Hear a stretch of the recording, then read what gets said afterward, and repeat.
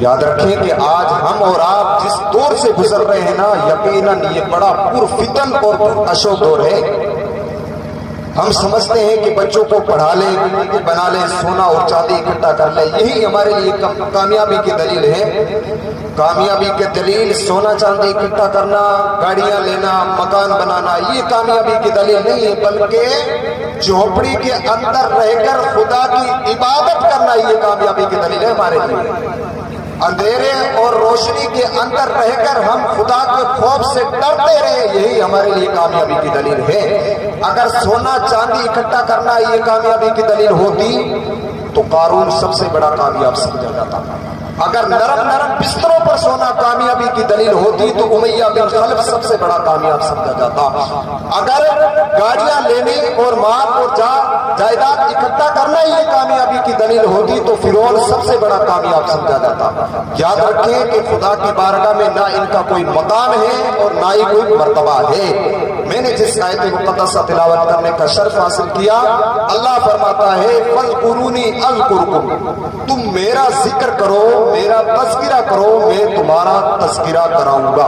بندہ جب زمین پر بیٹھ کر اللہ کا ذکر کرتا ہے، اللہ تبارک و تعالیٰ اس کا چرچا آسمانوں میں فرشتوں سے کرواتا ہے۔ آج ہمارا کوئی بندہ یا بندی اس دنیا سے جاتی ہے نا، تو ہم بڑے مبالغہ کے ساتھ اس کے اوصاف ذکر کرتے ہیں، اور جب روتے ہیں تب بھی گانے کی طرز کے اندر روتے ہیں۔ ہمارا جب کوئی مومن بندہ یا مومن بندی اس دنیا سے جائے نا، تو ہمیں رونا چلانا یہ نہیں کرنا چاہیے، بلکہ اللہ کی حمد بیان کرنی چاہیے، اللہ کی تعریف بیان کرنی چاہیے۔ تو ہمارا کوئی مومن بندہ اس دنیا سے جائے تو اس وقت ہمیں کیا کرنا چاہیے؟ تو آئیے حدیث پاک سنتے ہیں۔ آقا ارشاد فرماتے ہیں، یہ حدیث قدسی ہے جس کے اندر کلام رب کا ہے اور بیان کرنے والے ہمارے اور آپ کے نبی صلی اللہ علیہ وسلم ہیں۔ آقا ارشاد فرماتے ہیں کہ اللہ تبارک و تعالی فرشتوں سے پوچھتا ہے، فرشتوں کیا تم نے فلاں انسان کی روح کو قبض کر لیا؟ فرشتے عرض کرتے ہیں ہاں مولا۔ کیا تم نے فلاں انسان کے باغ سے میوے کو توڑ لیا؟ فرشتے عرض کرتے ہیں ہاں مولا۔ اللہ فرماتا ہے کہ جب تم نے اس کے باغ سے میوے کو بھی توڑ لیا، اس کی روح کو بھی قبض کر لیا، اس وقت بتاؤ میرے بندوں نے کیا کہا تھا؟ فرشتے عرض کرتے ہیں مولا، اس وقت تیرے بندوں نے ناشکری نہیں کی تھی، اس وقت تیرے بندوں نے تیری نافرمانی نہیں کی تھی، اس وقت تیرے بندوں نے پڑھا تھا اِنَّا لِلَّهِ وَإِنَّا إِلَيْهِ راجعون، کہ بے شک ہم اللہ ہی کے لیے ہیں اور اللہ ہی کی طرف ہمیں پلٹنا ہے۔ اللہ فرماتا ہے فرشتوں گواہ ہو جاؤ، جب میرے بندوں نے میری تعریف زمین پر کی ہے تو میرے بندوں کے لیے جنت کے اندر ایک گھر بنا دو جس کا نام رکھو بیت الحمد، یعنی تعریف کا گھر۔ بندہ تعریف اللہ کی زمین پر کرتا ہے، اللہ تبارک و تعالیٰ اس کے تعریف کے صدقے سے جنت کے اندر ایک گھر بنوا دیتا ہے۔ جب ہم اللہ کی تعریف زمین پر رہ کر کریں گے نا، آج ہمارا کوئی بندہ اس دنیا سے چلا جاتا ہے تو ہم اوصاف اس کے بڑے مبالغے کے ساتھ ذکر کرتے ہیں۔ ایک آخر بات میں بیان کر کے رخصت ہو جاؤں گا، میرے بعد آپ برادر کبیر مولانا ناظم صاحب قبلہ کا خصوصی کتاب سننا ہے۔ آخری بات، حبشہ کی ایک عورت تھی، اس سے ایک شخص نے پوچھا کہ تیرا چہرہ کتنا چمک رہا ہے کہ شاید کہ تجھے کوئی غم نہیں پہنچا ہے۔ اس عورت نے کہا کہ مجھے ایسا غم پہنچا ہے کہ شاید کسی کو ایسا غم پہنچا ہوگا۔ وہ شخص کہنے لگا کہ کیا؟ اس نے کہا کہ میرے 2 لڑکے تھے، میرا ایک شوہر تھا۔ جب قربانی کا وقت آیا میرے شوہر نے ایک بکری کو ذبح کیا، اس بکری کو ذبح کرتے ہوئے میرے چھوٹے اور بڑے لڑکوں نے دیکھ لیا۔ اب جب دیکھ لیا، بڑے لڑکے نے چھوٹے لڑکے سے کہا کہ بھائی میں تمہیں بتاؤں ابا نے بکری کو کس طریقے سے ذبح کیا تھا؟ تو ہوا کیا کہ میرے بڑے لڑکے نے میرے چھوٹے لڑکے کو ذبح کر ڈالا، یعنی اس کی گردن کاٹ ڈالی۔ اب بڑا لڑکا گھبرا کے پہاڑ پر بھاگ گیا, پہاڑ کی چوٹی پر چڑھ گیا. اب میرا شوہر اس کی تلاش کے لیے جب پہاڑ کی چوٹی پر پہنچا, اس کو بھی بھیڑیا کھا گیا اور میرا جو لڑکا تھا وہ پہاڑ سے لڑک گیا. اب تین اے نوجوان میں نے غم سہے ہیں, لیکن کبھی میں نے رب کی ناشکری نہیں کی ہے, بلکہ ہمیشہ جو رب کی میں نے کی ہے وہ تعریف ہی کی ہے. رب نے خود فرما دیا کلام پاک کے اندر کہ واللہ یحب الصابرین, اللہ صبر کرنے والوں کو پسند فرماتا ہے. ان اللہ مع الصابرین, اللہ تبارک و تعالی صبر کرنے والوں کو پسند فرماتا ہے. اے نوجوان, میں نے تین غم سہے ہیں, میں نے رب کی نافرمانی نہیں کی ہے, بلکہ رب تبارک و تعالی کی ہمیشہ تعریف ہی کی ہے. برادران ملت اسلامیہ, ہمیں اللہ تبارک و تعالیٰ نے جو زندگی عطا فرمائی ہے, یہ زندگی بڑی مختصر ہے. ہم اور آپ دیکھ رہے ہیں کہ 5 منٹ پہلے کہ ہم نے دیکھا کہ فلاں انسان تو یار ابھی مجھ سے مل کر گیا ہے, ابھی تو یہاں سے گیا ہے, ابھی اس کا ایکسیڈنٹ ہوا ہے, موت ہو گئی.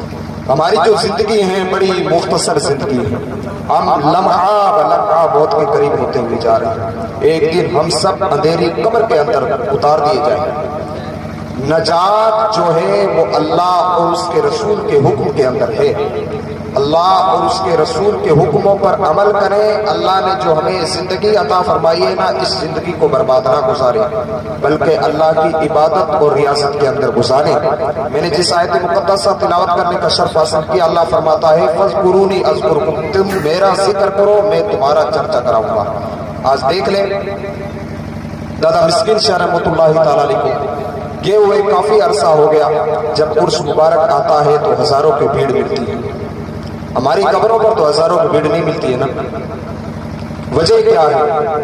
اللہ فرماتا ہے جو میرا ذکر کرتا ہے نا, میں اس کے چرچے کراتا ہوں. جب وہ چلا جاتا ہے تو اس کی جانے کے بعد بھی اس کے مزاروں پر تمہیں میلے لگے ہوئے نظر آئیں گے.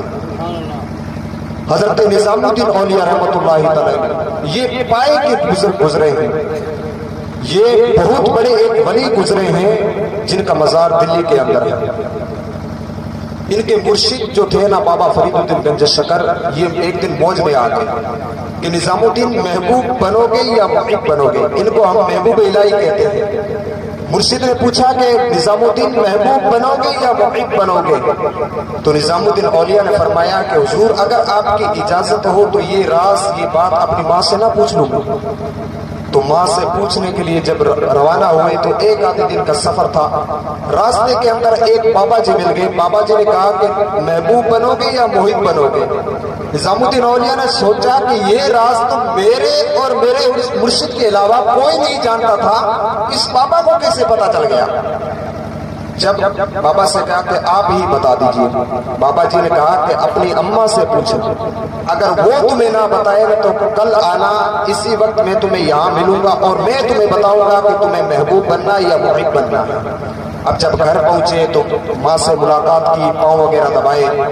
ماں سے کہا کہ اماں مرشد موج میں آگے تھے, کہنے لگے کہ محبوب بنو گے یا محب بنو گے. تو میں نے ان سے کہا کہ اپنی ماں سے نہ پوچھ لوں. اور اماں راستے کے اندر ایک واقعہ بھی پیش آیا ہے کہ بابا جی بیٹھے ہوئے, انہوں نے کہا کہ محبوب بنو گے یا محب بنو گے. تو اماں نے کہا کہ وہ جو بابا جی راستے کے اندر بیٹھے ہوئے تھے نا بیٹا, وہ تیرے دل کا حال پوچھ رہے ہیں. اب انہیں سے ہی پوچھنا کہ محبوب بننا یا محب بننا ہے. جب واپس روانہ ہوتے ہیں تو وہاں کوئی بابا ہوتا ہے نہ کوئی اور ہوتا ہے.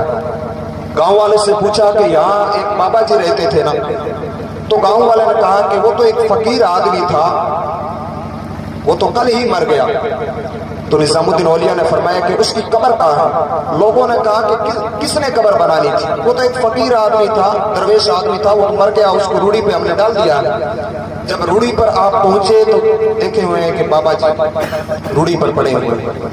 قریب ہوئے, فرمایا کہ بابا لوگوں کے دلوں کے راز جان لیا کرتے ہو اور خود کا پتہ ہی نہیں کہ کیا ہونے والا ہے.